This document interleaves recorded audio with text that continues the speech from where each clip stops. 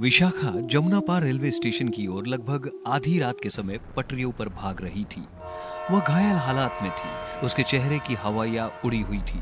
वह किसी भी तरह जल्द से जल्द खुद को एक सुरक्षित जगह पर ले जाकर चैन की सांस लेना चाहती थी। उसे रेलवे स्टेशन पर पुलिस कर्मचारी दिखाई देता है। पुलिस कर्मचारी का नाम विशाल था। विशाखा उसके पास आकर रुकती है। विशाल उसकी हालत को देखकर घबरा जाता है और उसे कुर्सी पर बैठने के लिए कहता है, लेकिन विशाखा कुछ कह नहीं पाती। इससे पहले उसकी मौत हो गई। अब सवाल ये था कि वह इतनी रात गए घायल हालात में इस तरह पटरी के ऊपर भागते हुए पुलिस के पास क्यों आई और आते ही दम क्यों तोड़ दिया। कहीं कोई अनहोनी तो नहीं हो रही, कहीं कुछ गलत तो नहीं हो रहा। पुलिस इंस्पेक्टर विशाल असमंजस में पड़ चुका था। अपने साथियों को बुलाकर आपस में बातचीत करता है। मुझे समझ नहीं आ रहा कि ये औरत है कौन।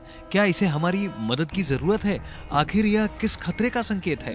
तुम बताओ यार जितेंद्र, क्योंकि इससे पेचीदा मसला मैंने आज तक नहीं देखा। सर, मुझे ऐसा लगता है कि यह अपनी जान बचाने के लिए यहाँ तक भाग कर आई है, लेकिन अफसोस कि कुछ कह नहीं पाई, जिससे यह मालूम चलता है कि इसके पीछे गुंडे या चोर पड़े हुए थे। कहीं यह ट्रेन का कोई पैसेंजर तो नहीं? तुम जल्दी से चेक करो, हाल में ही जाने वाली ट्रेन कौन सी है। जल्दी से एम्बुलेंस बुलाओ और इसकी लाश को पोस्टमार्टम के लिए भेज दो।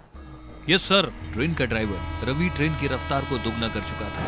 ट्रेन इतनी स्पीड से भाग रही थी कि लोगों की नजरों से ओझल हो जाए। रवि और रवि का साथी भानु आपस में बातचीत करते हुए कह रहे थे, आज तो कमाल कर दिया। ट्रेन के लगभग 100 लोगों के गुर्दे, फेफड़े और किडनी निकाल लिए और उनकी बाकायदा सेटिंग भी कर दी है।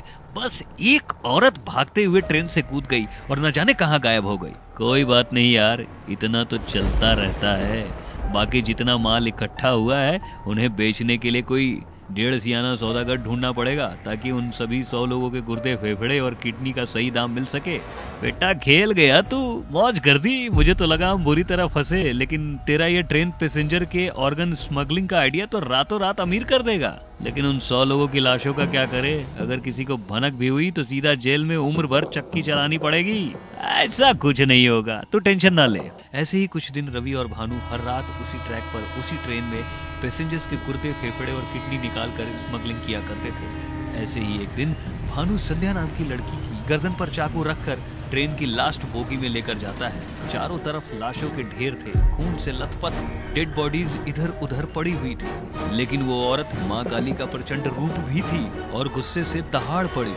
अरे ओ पापी, तुझे तो नरक में भी जगह नहीं मिलेगी। तूने कितने मासूम लोगों की जान ली है और उनके शरीर के अंगों को चंद रुपयों के लिए बेच दिया।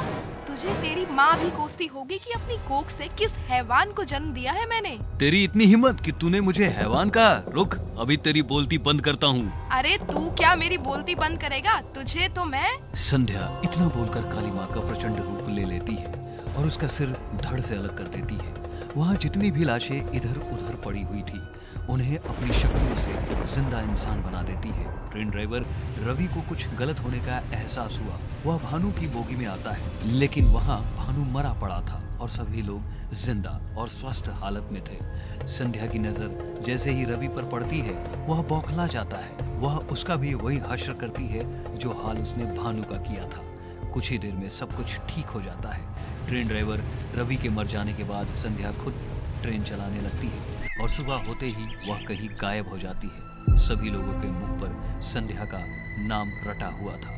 मीडिया वाले संध्या की खबर न्यूज चैनल पर पेश कर रहे थे। यह न्यूज इंस्पेक्टर विशाल और जितेंद्र को भी मालूम चली। वो दोनों दंग रह गए। आखिर ये किस देवी का रूप है जिस केस को हम इतने दिनों से सुलझा नहीं पा रहे हैं? उस लड़की ने एक ही रात में सब कुछ ठीक कर दिया। वह कोई आम लड़की नहीं हो सकती, जरूर ही कोई इच्छा शक्ति का प्रतीक है। कि तभी उनके सामने संध्या का चेहरा न्यूज चैनल पर नजर आता है। संध्या का चेहरा देखकर जितेंद्र और रवि की आंखें फटी की फटी रह गई। अरे ये तो वही औरत है ना जो उस रात जख्मी हालत में हमारे सामने अपना दम तोड़ चुकी थी। लेकिन ये जिंदा कैसे हो सकती है? यस सर, आपने बिल्कुल सही कहा। आखिर ऐसा कैसे हो सकता है? न्यूज चैनल पर संध्या अपनी पूरी हकीकत नहीं बताती, लेकिन अपनी बड़ी बहन की कहानी सुनाते हुए कहती है, मेरी बड़ी बहन विशाखा भी इन्हीं दरिंदों की चपेट में आ गई थी। मेरी बहन मेरे सपनों में आया करती थी और मुझे बार बार यही बताती थी कि 2 दरिंदों को खत्म कर दो, नहीं तो वो दोनों मिलकर इसी तरह ट्रेन में पैसेंजर के गुर्दे, फेफड़े, किडनी निकाल कर बेचा करेंगे और इसी तरह मासूम लोगों की जान जाती रहेगी।